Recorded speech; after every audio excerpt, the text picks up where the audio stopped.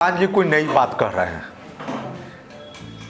उस समय भी सुनील पांडे जी से जो लड़े थे वे लोग भी निश्चित रूप से यही बात कहे थे।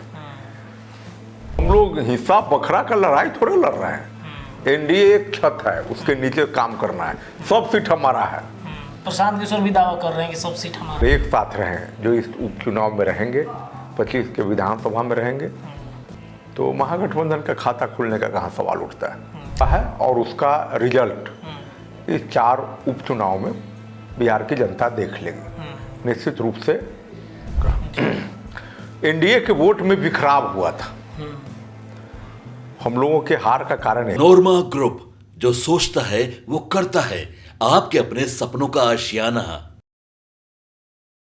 नमस्कार, भारत लाइव देख रहे हैं आप। हॉट टॉक करने के लिए आज हमारे साथ हमारे स्टूडियो में आरएलएम से ठाकुर धर्मेंद्र सर मौजूद हैं। बिहार के 4 सीटों पर उपचुनाव हो रहा है। उपेंद्र कुशवाहा की पार्टी भी इस उपचुनाव में अपनी ताकत झोंक रहा है। विधानसभा में क्या रणनीति बनेगी, इसके अलावा कई जगहों पर नीतीश कुमार को लेकर, जनता दल यूनाइटेड को लेकर कई तरह के प्रश्न खड़े हो रहे हैं। तो कुछ विषय हैं, इन विषयों पर चर्चा करेंगे। उपचुनाव में क्या उपेंद्र कुशवाहा जी की भागीदारी है, कैसे एनडीए को मजबूत कर रहे हैं। सबसे पहले तो भारत लाइव के सभी दर्शकों को हम नमस्कार करते हैं। सबसे पहले भारत लाइव के सभी दर्शकों को प्रणाम करते हैं, नमस्कार करते हैं।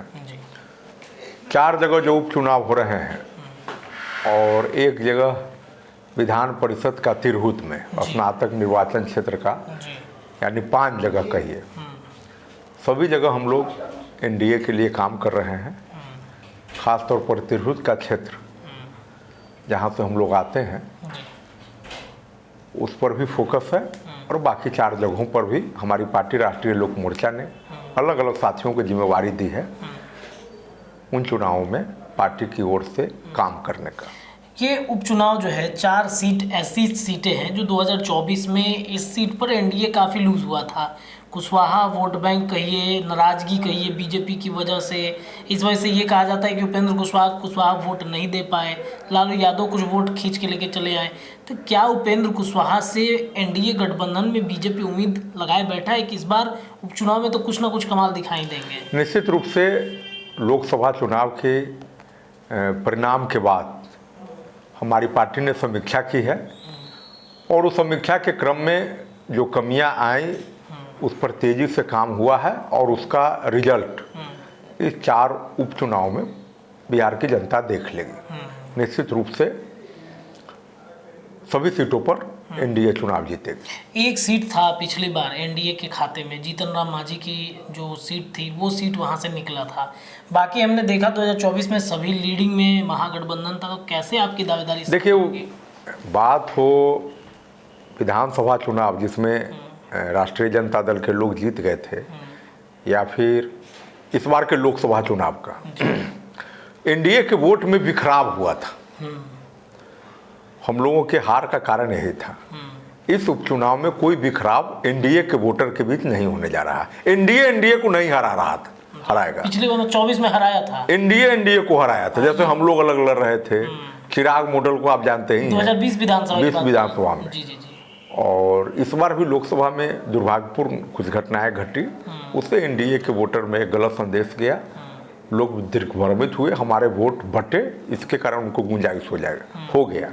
एनडीए के लोग अगर एक साथ रहें जो इस उपचुनाव में रहेंगे, 25 के विधानसभा में रहेंगे, तो महागठबंधन का खाता खुलने का कहाँ सवाल उठता है। देखिए 20 में तो 24 में तो लीडिंग में थी महागठबंधन की सीटें। भैया वही ना कि लोकसभा चुनाव में हमारे ही वोट बट गए ना। अब एकजुट है आपका वोट। बिल्कुल, सब बात की समीक्षा हो गई, और जहां चूक था उस पर हमारी पार्टी जम के काम किया है। अभी भी देखिए हमारे नेता उन्हीं क्षेत्रों में दौरा पर है, बिहार यात्रा के 3रे चरण में।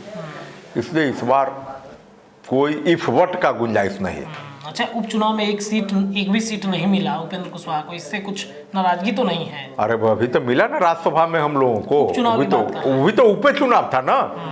हमारी पार्टी नई पार्टी है, अभी खड़ा तो होने दीजिए। एनडीए को सहयोग करना है, तो यहाँ कोनो हम लोग हिस्सा बखरा का लड़ाई थोड़े लड़ रहे हैं।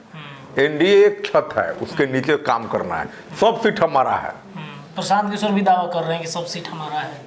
अच्छा, वो तो बिहार की जनता बताएगी उनको। ये प्रशांत किशोर की रणनीति को कैसे आप देखते हैं? प्रशांत किशोर भी जातीय कार्ड खेल के वहाँ पर एक से एक बड़े धुरंधर हो कह रहे हैं कि हमने उतारा है इस बार। और जो जनता सब बात का जवाब दे देगी। मुझे नहीं लगता है कि कहीं कोई लड़ाई में भी आएंगे। सीधी महागठबंधन और एनडीए के बीच लड़ाई। तरारी में कह रहे हैं कि माफियाओं का राज खत्म कर देंगे। सुनील पांडे और ये जो तमाम उनके जो पेटे उतरे हैं, प्रशांत किशोर ने यह दावा किया कि माफिया राज नहीं पनपने देंगे यहाँ। अच्छा, सुनील पांडे जी पहले से भी वहाँ से विधायक होते रहे हैं, चुनाव जीतते हारते रहे हैं। मुझे नहीं लगता कि प्रशांत जी कोई नई बात कह रहे हैं। उस समय भी सुनील पांडे जी से जो लड़े थे वे लोग भी निश्चित रूप से यही बात कहे थे। तो जनता के सामने कोई ऐसा नई बात नहीं है जो प्रशांत जी बोल रहे हैं। हर उम्मीदवार जो बोलता है वही बोल रहे हैं। तो जनता भी सुनते सुनते अभ्यस्त हो चुकी है। इसलिए सबका हिसाब लग जाएगा इस उपचुनाव। रणनीतिकार हैं वो, बहुत बड़े रणनीतिकार। कितने सीएम को बना दिया, पीएम को बना दिया। तो नहीं थे तब नरेंद्र मोदी बैठ गए 2 बेर से।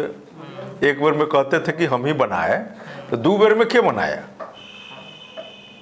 एक कहावत है, जीते तो हिस्सा जहां सारा ले लो, हारे तो बोलो अकेले अकेले। कोई उम्मीदवार जब जीतता है तो कोई आदमी उस उम्मीदवार के क्रेडिट को नहीं काउंट करता है कि उनमें यह खासियत है जिसके कारण जीत गए। जो जाता है वो कहता है कि अगर मैं नहीं रहता तो इनका कोई उपाय था महाराज, हमने फलाना जगह से ऐसे कर दिया। और जब वही उम्मीदवार हारता है, एक आदमी खा के नहीं कहता है कि हमारी जवाबदेही है, मेरे कारण 100 वोट खराब हो गया। सब कहता है उम्मीदवार खत्म है, हम तो कहे थे इनको यह करने के लिए, नहीं किए तो अपना भूखते। वही हाल है। तो वो तो एक बार नरेंद्र मोदी जी को बना दिए प्रधानमंत्री, तो 2 बेर कैसे हो गए? नरेंद्र मोदी जी में अपना कुव्वत था ना भाई। बनाने वाले इनके जैसे लाखों लोग रहे, देश की जनता बनाई। रणनीतिकार क्या होता है? 15 के चुनाव में लालू जी नीतीश जी एक हो गए। सामाजिक न्याय की 2 बड़ी शक्ति एक साथ आई, वो है ना था। उसमें रणनीति क्या करेगा? कोई आदमी नहीं रहता तो ये हो जाता। तो मतलब इस बार एनडीए ही जीत रहा है। एनडीए ही जीत रहा है, हम लोग कुछ नहीं मानते हैं। तिरहुत में स्नातक क्षेत्र में एमएलसी का चुनाव हो रहा है, क्या कौन? वहाँ तो रिजल्ट निकल गया पहले ही, तो डंका बज गया अभिषेक जाके। अभिषेक एनडीए हाँ, जो लड़ाई में कोई नहीं, अच्छा एक तरफा।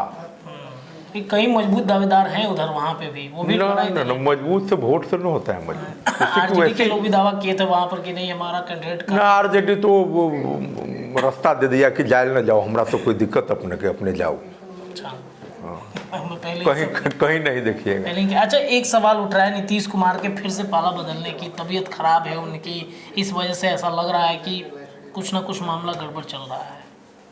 देखिए, मुख्यमंत्री जी बिल्कुल स्वस्थ हैं और कोई नौजवान जितना काम नहीं कर सकता उससे ज़्यादा काम वो स्वयं करते हैं। इसलिए ये सब दुष्प्रचार है एनडीए के खिलाफ कि मुख्यमंत्री जी की तबीयत खराब है। ऐसा कुछ नहीं है। मुख्यमंत्री जी बिल्कुल स्वस्थ हैं और बिहार के लिए समर्पित हैं और एनडीए के साथ ही रहेंगे। गिरिराज सिंह की यात्रा से नाराज हैं। गिरिराज बाबू तो धर्म का प्रचार कर रहे हैं, तो उससे काहे नाराज हो जाएंगे? नहीं तो लेकिन हिंदू मुसलमान तो गए कहीं, कोई दंगा उंगा थोड़े हुआ है फसाद। वो जो बोले हिंदू भी सुना, मुसलमान सुना, जिसको जितना ग्रहण में आया दिमाग में लिया, जिसको न आया कोई जोर जबरदस्ती तो नहीं है। अररिया के सांसद कहे कि अररिया में रहना होगा तो हिंदू बन के रहना होगा, जिसके अभी तो सांसद महोदय से पूछेगा किस परिप्रेक्ष्य में बोले। मतलब उससे नाराजगी तो नहीं बढ़ेगी नीतीश कुमार की? तो नीतीश बाबू बोलते ना नाराज रहते तो मुख्यमंत्री है, चाहेंगे तो बोलेंगे। अब अटकल लगाना तो ठीक बात नहीं ना। मतलब सब कुछ ठीक है। हाँ, एनडीए पूरी तरह से ठीक, एकजुट है। एकजुट है। अच्छा, विधानसभा में कितनी सीटें ले रहे हैं आप लोग? अब तो हम लोगों के शीर्षस्थ नेतृत्व जाने। हम लोग तो अगली पंक्ति के खिलाड़ी है। विसिल बज जाएगा, जो आदेश होगा उस रोल में रहेंगे। सीट उठ का तय करना ही नेता की जवाबदेही है, हमारे पार्टी राष्ट्रीय अध्यक्ष की जवाबदेही। आप लड़ रहे हैं विधानसभा चुनाव और पार्टी मौका देगी, गठबंधन मौका देगी तो लड़ेंगे। तैयारी है अभी से? तैयारी तो करके रखना ही पड़ेगा ना। जनता ने तीसरे स्थान पर रखा। बेलसन की महान जनता ने मेरे जैसे साधारण आदमी को जो सम्मान दिया है, उस सम्मान को कैसे छोड़ेंगे? जनता के लिए समर्पित हूँ, बाकी जो पार्टी का आदेश होगा उसको करूँगा। चलिए देखिए, 4 सीटों पर के उपचुनाव में एनडीए जीत रहा है। विधानसभा में उपेंद्र कुशवाहा की पार्टी ने सीट की दावेदारी को लेकर के भी बड़ा खुलासा किया है। फिलहाल के लिए इतना ही। देखते रहिए भारत लाइव, खबरें आपको लगातार मिलेंगी। बहुत बहुत धन्यवाद। बहुत। आपके सपनों को हमने सजाया है, ई होम्स पैनोरामा को हमने बनाया है। ई होम्स मेरा एक सपना था जिसपे मैं पिछले 4 साल से काम कर रहा था। हमने जो बनाया है वो सबने है माना। ई होम्स पैनोरामा में हो आपका भी आशियाना। और फाइनली हमने 2021 में इस प्रोजेक्ट को लॉन्च किया। बहुत लोग अप्रिशिएट कर रहे हैं कि पूर्णिया जैसे शहर में, बिहार के, एक तो बिहार की बात करें उसमें भी पूर्णिया जैसे छोटे जगह में इस तरह का लाइफस्टाइल देना, ये सुन के हम लोगों को बहुत अच्छा लगता है। ई होम्स में हमने कुछ और भी किया है, जैसे हम जिस जगह में रह रहे हैं हमारे फैमिली सिक्योर हो, उनको सिक्योरिटी का ध्यान में रखा है। आपकी सुविधा और सुरक्षा आपके लिए खास है, ये आपका विश्वास है। इसमें आर्टिफिशियल इंटेलिजेंस का 7 लेयर सिक्योरिटी का हमने इस्तेमाल किया है। लस ग्रीन कैंपस को बनाया है। यदि हमारा बाउंड्री वाल है तो वो वर्टिकल गार्डन है। ये जितनी भी फैसिलिटी होता है एक इंटरनेशनल टाउनशिप में ई होम्स है, ये हम लोग विश्वास नहीं कर पा रहे हैं। जो भी हमारे मित्र दोस्त या जो भी हमारे बाहर के बाहर आते हैं तो हम लोगों को बहुत अच्छा सुनने को मिलता है और बहुत अच्छा क्रेडिट मिल रहा है। वो सारा हमने सिर्फ एक बिल्डिंग नहीं बनाया, हमने एक बहुत अच्छा लाइफस्टाइल दिया ई होम्स में, और मेरा एक सपना था जिसको मैं आज फुलफिल होते हुए देख पा रहा हूँ। ये आपका आवास है। ई होम्स पैनोरामा में अब आपका निवास है। E homes Panorama, luxurious lifestyle redefined. Panorama group, जो सोचता है वो करता है। अगर ये वीडियो पसंद आई और वह बिहार के राजनीति और बिहारियत से सरोकार रखेनी तो सब्सक्राइब बटन दबा के चैनल के सब्सक्राइब कर ली। ओजे एगो घंटी बा, ओकरा बटन दबा देला से कुल सटीक और मारक खबर रुआ मुफ्त में मिल जाई। अगर रुआ पत्रकारिता के हमनी के नया प्रयोग में सहयोग कर चाहतानी तो ज्वाइन बटन दबा दी। पेटीएम नंबर नोट कर ली 9386816700। धन्यवाद।